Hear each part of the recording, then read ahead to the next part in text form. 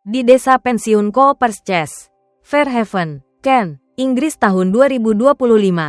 Noikak pensionir hidup damai namun penuh rahasia. Ada 4 detektif lansia, Elizabeth, Ron, Joyce, dan Ibrahim. Mereka tergabung dalam klub misteri pembunuhan hari Kamis, memecahkan kasus dingin untuk hiburan. Hari ini, Elizabeth mengumpulkan Ron dan Ibrahim untuk menganalisis kasus pembunuhan yang ia temukan. Peter Mercer, saat pulang dari pub ke rumah pacarnya Angela Hughes, menyaksikan Angela ditikam di perut oleh sosok bertopeng lalu dilempar dari jendela. Peter, mantan prajurit yang terluka di medan perang dan kini mekanik, hidup sederhana seperti Angela. Ibrahim yakin ini bukan perampokan. Ron curiga Peter masih trauma dan bertindak aneh. Grup ini mempertanyakan kemana Peter pergi saat mengaku mengejar pelaku, dan mengapa ia tak selamatkan Angela. Elizabeth menilai, meski ditikam, korban butuh waktu untuk kehabisan darah hingga meninggal. Mereka perlu pendapat ahli untuk tahu berapa lama waktu kehilangan darah itu. Di desa pensiun Coopers Chase, Joyce, pendatang baru, sedang mengajak putrinya keliling saat melihat papan kasus detektif. Elizabeth, yang jeli, perhatikan Joyce tak terkejut melihat foto korban. Menduga Joyce sosok istimewa. Setelah Joyce mengantar putrinya pulang, Elizabeth dan grup detektif mengajak Joyce bergabung ke klub misteri pembunuhan hari Kamis. Tertarik, Joyce setuju. Kini grup detektif Coopers Chase lengkap dengan 4 anggota. Elizabeth sebagai pemimpin, Ron mantan pekerja serikat, Ibrahim mantan psikiater untuk veteran PTSD, dan Joyce mantan perawat. Desa pensiun Coopers Chase dulunya biara tua, dibeli murah oleh Ian Fentham dan Tony Curran. Tony merenovasi tempat ini jadi desa pensiun. Di sampingnya ada pemakaman. Ian, kesal karena perceraiannya merugikan akibat bukti perselingkuhan, menemui Bogdan untuk memaksimalkan aset. Rencana Ian, hapus pemakaman, robohkan gereja, bangun apartemen mewah, dan jadikan Coopers Chase tempat acara. Bogdan, awalnya khawatir pada para pensiunan, akhirnya setuju karena butuh uang untuk ibunya yang sakit di Belanda.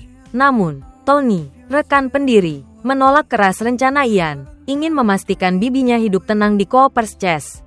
Meski Bogdan peringatkan Tony berbahaya, Ian, mantan petinju, tak takut. Berita Ian Fentham ingin hancurkan Coopers Chase dan usir pensiunan sampai ke mereka. Grup detektif dan warga yakin Tony tak akan biarkan Ian menang.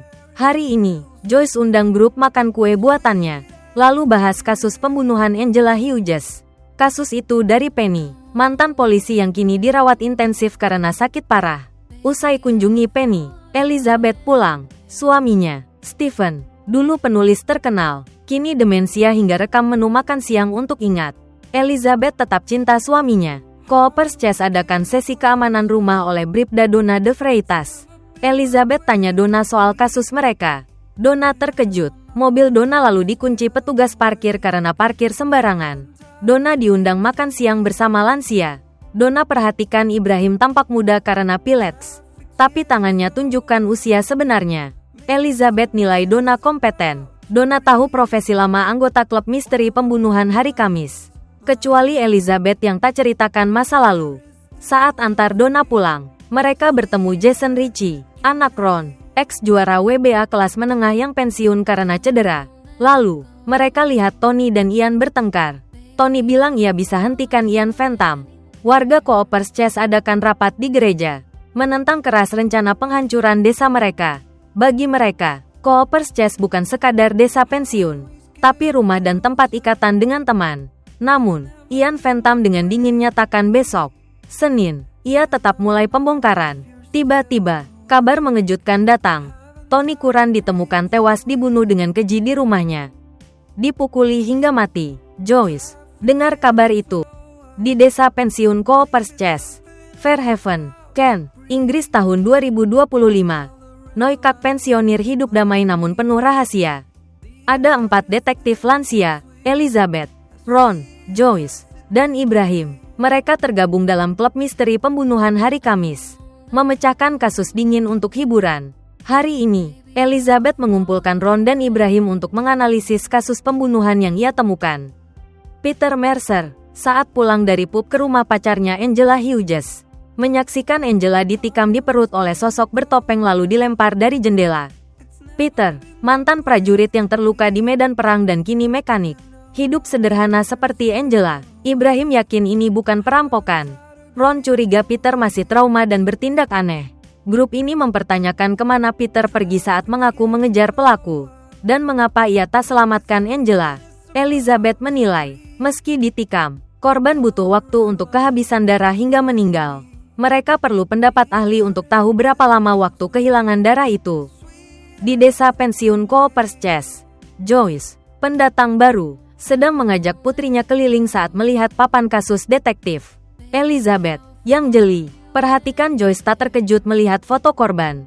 Menduga Joyce sosok istimewa. Setelah Joyce mengantar putrinya pulang, Elizabeth dan grup detektif mengajak Joyce bergabung ke klub misteri pembunuhan hari Kamis. Tertarik, Joyce setuju. Kini grup detektif Coopers Chase lengkap dengan 4 anggota. Elizabeth sebagai pemimpin. Ron mantan pekerja serikat. Ibrahim mantan psikiater untuk veteran PTSD. Dan Joyce mantan perawat. Desa pensiun Coopers Chase dulunya biara tua. Dibeli murah oleh Ian Phantom dan Tony Curran. Tony merenovasi tempat ini jadi desa pensiun. Di sampingnya ada pemakaman. Ian kesal karena perceraiannya merugikan akibat bukti perselingkuhan. Menemui Bogdan untuk memaksimalkan aset. Rencana Ian, hapus pemakaman, robohkan gereja, bangun apartemen mewah, dan jadikan Coopers Chase tempat acara. Bogdan awalnya khawatir pada para pensiunan. Akhirnya setuju karena butuh uang untuk ibunya yang sakit di Belanda. Namun, Tony, rekan pendiri, menolak keras rencana Ian. Ingin memastikan bibinya hidup tenang di Coopers Chase. Meski Bogdan peringatkan Tony berbahaya, Ian, mantan petinju, tak takut. Berita Ian Phantom ingin hancurkan Coopers Chase dan usir pensiunan sampai ke mereka. Grup detektif dan warga yakin Tony tak akan biarkan Ian menang. Hari ini, Joyce undang grup makan kue buatannya. Lalu bahas kasus pembunuhan Angela Hughes. Kasus itu dari Penny, mantan polisi yang kini dirawat intensif karena sakit parah. Usai kunjungi Penny, Elizabeth pulang. Suaminya, Stephen, dulu penulis terkenal, kini demensia hingga rekam menu makan siang untuk ingat. Elizabeth tetap cinta suaminya. Coopers Chase adakan sesi keamanan rumah oleh Bribda Donna de Freitas. Elizabeth tanya Donna soal kasus mereka. Donna terkejut. Mobil Donna lalu dikunci petugas parkir karena parkir sembarangan. Donna diundang makan siang bersama lansia. Donna perhatikan Ibrahim tampak muda karena pillets. Tapi tangannya tunjukkan usia sebenarnya. Elizabeth nilai Donna kompeten. Donna tahu profesi lama anggota klub misteri pembunuhan hari Kamis. Kecuali Elizabeth yang tak ceritakan masa lalu. Saat antar Donna pulang, mereka bertemu Jason Ritchie, anak Ron, ex-juara WBA kelas menengah yang pensiun karena cedera. Lalu, mereka lihat Tony dan Ian bertengkar. Tony bilang ia bisa hentikan Ian Phantom. Warga Coopers Chase adakan rapat di gereja, menentang keras rencana penghancuran desa mereka. Bagi mereka, Coopers Chase bukan sekadar desa pensiun, tapi rumah dan tempat ikatan dengan teman. Namun, Ian Phantom dengan dingin nyatakan besok, Senin, ia tetap mulai pembongkaran. Tiba-tiba, kabar mengejutkan datang. Tony Curran ditemukan tewas dibunuh dengan keji di rumahnya. Dipukuli hingga mati. Joyce, dengar kabar itu, segera kumpulkan anggota klub misteri pembunuhan hari Kamis. Meski aneh, ia sangat antusias karena akhirnya ada kasus nyata. Tapi, mereka butuh informasi kasus. Dan untuk itu, perlu orang dalam di tim penyelidik. Elizabeth tersenyum licik, sudah punya rencana matang. Sementara itu, Bribda Donna de Freitas saat membuat teh untuk tim pembunuhan. Dengar detail penting kasus Tony. Rumahnya berantakan tapi tak ada tanda pembobolan. Dan ada foto mencurigakan di lantai. Sesuai rencana, Elizabeth dan Joyce naik bus ke kantor polisi. Pura-pura kehilangan dompet dan gaji bulanan. Meminta bertemu polisi wanita. Seorang polisi pria bilang ia cukup sabar. Tapi Joyce bilang Elizabeth, sebagai mantan biarawati, harus jaga jarak dengan pria. Akhirnya, mereka bertemu Donna. Langkah pertama sukses. Elizabeth tanya langsung apakah Donna ingin selidiki kasus Tony. Jika ya, mereka bantu Donna masuk tim penyelidik. Asal Donna beri sedikit informasi. Di desa, Ron dan Ibrahim laporkan ke polisi bahwa mereka lihat Tony dan Ian bertengkar. Saat inspektur konfirmasi, Ron berpura-pura bingung, bersikeras hanya mau kerja dengan polisi wanita cantik, yang pernah ke desa. Yaitu Donna. Langkah kedua sukses. Inspektur kembali ke markas dan pindahkan Donna ke tim khusus kasus Tony Curran. Klub misteri pembunuhan hari Kamis kini punya orang dalam di tim penyelidik. Malam itu, Elizabeth baca laporan tahunan Coopers Chase dan temukan ada investor ketiga. Pagi harinya, ia minta Joyce hubungi putrinya, Joanna, yang cerdas, untuk bantu baca laporan karena terlalu rumit bagi mereka. Joyce telepon Joanna, yang selalu bilang sibuk. Meski tampak lembut, Joyce gunakan nada tegas agar Joanna luangkan waktu. Benar saja, Joanna temukan masalah. Tony Curran bukan orang sederhana. Masa lalunya penuh kasus seperti mengemudi ugal-ugalan, berkelahi, memiliki senjata ilegal, dan banyak orang ingin ia mati. Bribda Donna, saat lihat foto Tony dengan pria mencurigakan. Kenali pria itu sebagai Bobby Tanner, bos kriminal yang diburu polisi London bertahun-tahun. Ia juga temukan detail yang luput dari inspektur. Ada orang ketiga di foto. Terlihat dari lengan bertato yang memantul di cermin. Donna dan inspektur kunjungi klub misteri pembunuhan hari Kamis untuk ambil keterangan soal pertengkaran Ian Phantom dan Tony Curran. Inspektur kaget tanya Ron kenapa cepat sembuh. Bahkan seperti tumbuh gigi yang hilang sebelumnya. Joyce, sesuai strategi, tawarkan kue untuk dapatkan informasi. Grup tahu sistem keamanan rumah Tony tiba-tiba rusak. Elizabeth tanya waktu kematian, tapi inspektur tolak beri info sensitif. Tak menyerah, Elizabeth ungkap Coopers Chase punya 3 investor, Tony, Ian, dan pihak ketiga anonim di balik akun Bloomin' Marvelous. Ia tunjukkan laporan keuangan Ian, yang perlihatkan saham Tony di lahan ini akan jadi milik Ian jika Tony mati. Berarti Ian bisa raup jutaan pound dari pembunuhan. Elizabeth ingin tukar info ini dengan waktu kematian, tapi inspektur tetap menolak. Donna, cerdas, ungkap waktu kematian pukul 11.24. Dengan alasan grup harus beri laporan keuangan. Ibrahim catat cepat di buku catatannya. Saat pulang, inspektur dan Donna bertemu Jason Ritchie, anak Ron. Jason tampak gelisah dan buru-buru pergi saat lihat polisi. Donna perhatikan tato di tangan Jason dan bilang ke inspektur bahwa Jason adalah orang ketiga di foto Tony. Elizabeth perhatikan bibi Tony duduk sendirian. Dengan empati, ia dekati dan lihat karangan bunga dari seseorang berinisial BT untuk belasungkawa atas kematian Tony. Klub misteri pembunuhan hari Kamis lalu gunakan mobil yang disamarkan jadi taksi untuk ke rumah Tony. Ibrahim hitung apakah Ian Phantom punya cukup waktu untuk membunuh Tony. Setelah cek rute, mereka simpulkan Ian tak punya waktu cukup. Sementara, inspektur dan Donna temui Ian.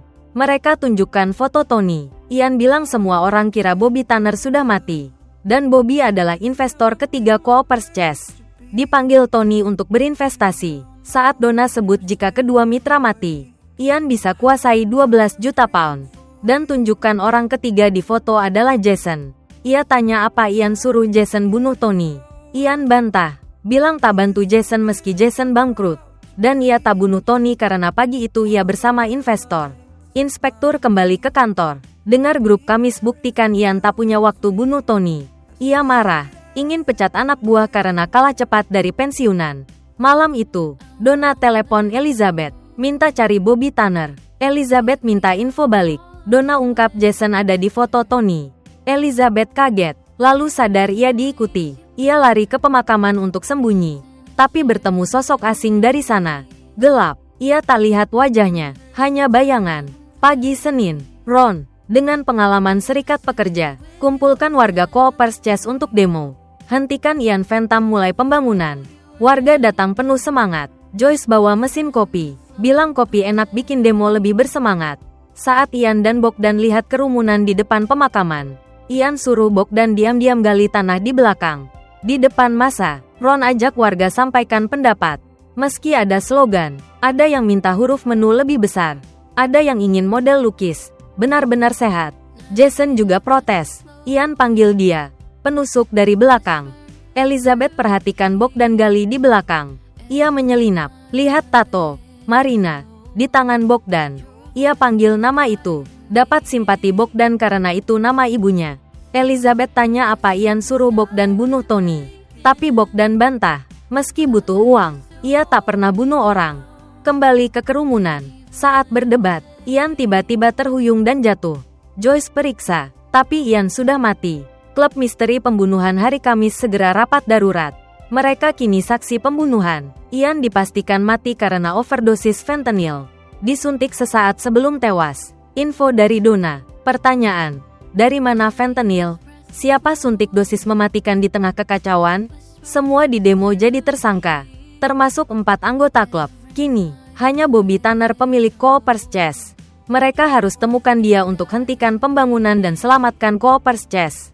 Saat Elizabeth pulang, ia lihat Bogdan main catur dengan Stephen, suaminya. Bogdan bilang ia cari wanita bernama Marina. Tahu itu Elizabeth, lalu datang. Ia ajak Elizabeth malam ini ke pemakaman sendirian untuk lihat sesuatu. Inspektur dan Donna temui Jason saat ia syuting acara seluncur es. Jason bilang saat Ian mati, ia di gym dengan teman. Inspektur sebut tersangka adalah orang bersama korban sebelum kematian. Karena Jason tak akui, Donna serang bertubi-tubi. Ungkap Ian pernah bayar utang judi Jason. Buat Jason lakukan tugas-tugas kecil. Donna tanya apa yang Jason bicarakan saat telepon Ian 3 kali usai pertengkaran Ian Tony. Donna desak lagi. Tanya apa Jason tahu Bobby Tanner dan terlibat organisasi kriminal. Jason menghindar, tak jawab, dan akhirnya ditangkap karena dicurigai bunuh Tony. Sementara, Ron dan Ibrahim nilai warga yang bela Coopers Chess dan cukup marah hingga mungkin ingin bunuh Ian di demo. Ron dapat telepon dari Jason, bilang ia ditangkap. Malam itu, Elizabeth ke pemakaman temui Bogdan. Ia berterima kasih karena Bogdan temani Stephen main catur. Saat tanya soal ibunya di kampung, Bogdan bilang ingin pulang sekali saja. Tapi saat jadi pekerja di sini, mereka ambil paspornya. Katanya itu biasa. Elizabeth tanya siapa mereka. Bogdan tak jawab. Lalu, ia tunjukkan tulang belulang di atas peti mati lain. Jelas untuk sembunyikan mayat itu. Keesokan harinya, polisi membawa tulang untuk diselidiki. Kepala inspektur marah tahu Donna masih dapat info dari detektif pensiunan. Lalu masuk ruang rapat klub. Dia minta Nyonya Elizabeth ceritakan penemuan tulang saat gali umbi dafodil. Tuan Ron kesal karena putranya ditahan tanpa bukti. Inspektur minta klub detektif menjauh agar polisi cepat selesai. Elizabeth setuju, tapi bisik pada Donna periksa tulang itu. Malam itu, Elizabeth dengar suara. Temukan bunga dengan pesan, mundur. Pagi harinya, saat menyiram bunga, Donna lapor tulang itu milik Peter Mercer.